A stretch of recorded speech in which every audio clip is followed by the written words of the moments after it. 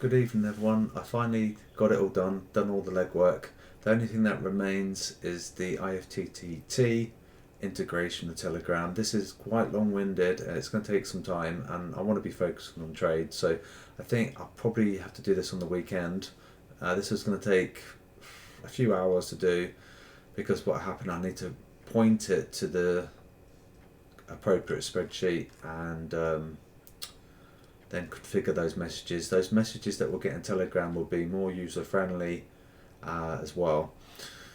So just to give you a little bit of background, is that we're doing daily shifting now. We were doing weekly, but what happened is that we're seeing so much chop on the intraday. I think we're probably going to have to do look at the daily and look to potentially enter and exit within the day.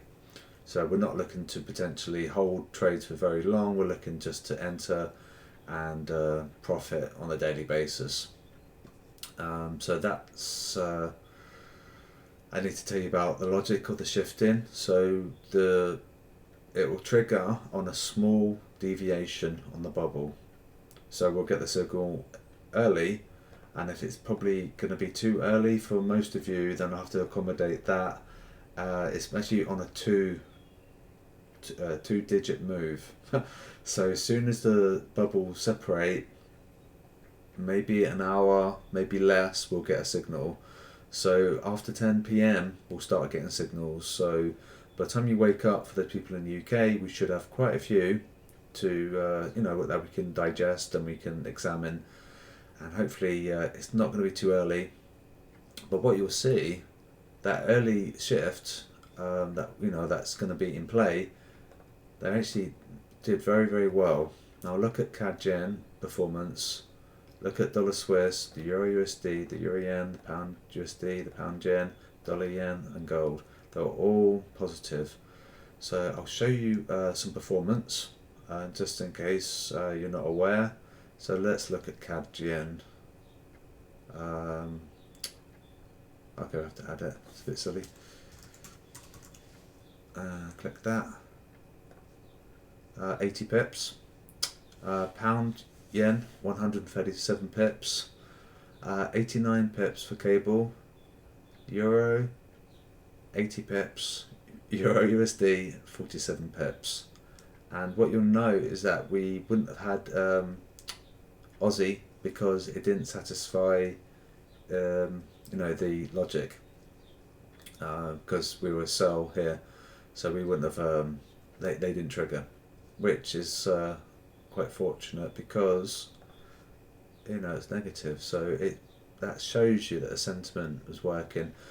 Now what you need to be aware of is that we had a lot of chop today and we were risk off and then we weren't risk on, so we still need to be very, very careful. But what's very cool about these new signals is that we're going to check fundamental logic and sentimental logic. So this makes it much more superior than the old signals, because what it does, it checks your VIX, and this is updated in real time from Google.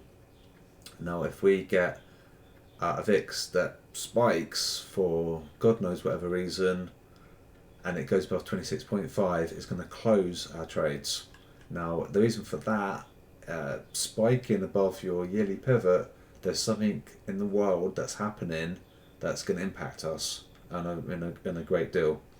So I'm talking about like war, or like a natural disaster in America. Maybe we get like an earthquake in San Francisco or something like that.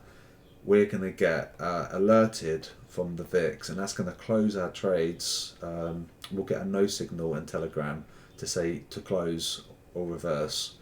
So that's quite cool. This is fully automated, so it takes into account the fundamental logic of the VIX, which is your volatility fear gauge. So that's all fully automated, so that's awesome. I don't have to do anything with that. And it will also check your sentimental logic using the contrarian logic that we do in the QuizDB service, that will do the opposite of the herd. The retail majority are, on average, they're quite heavily short risk. So for every one retail guy or girl long, there's 7 0.3 people trying to short. Because of that, that's going to give us a biased upside for bullishness. So that's bullish and that's bullish. And obviously, if we get the deviation logic from the bubbles, so it's going to be tick, tick, tick. And so that's it. I think that's all I need to say. We could incorporate that if you guys want to. It's up to you. If we have a 2 in the 10-year yield inversion, then it would negate the signals.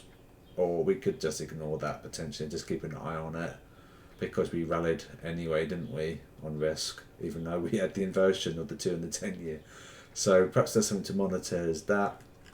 Keep an eye on this is still very important. The reason why you want to keep an eye on this is that because that's going to chip away at the big picture.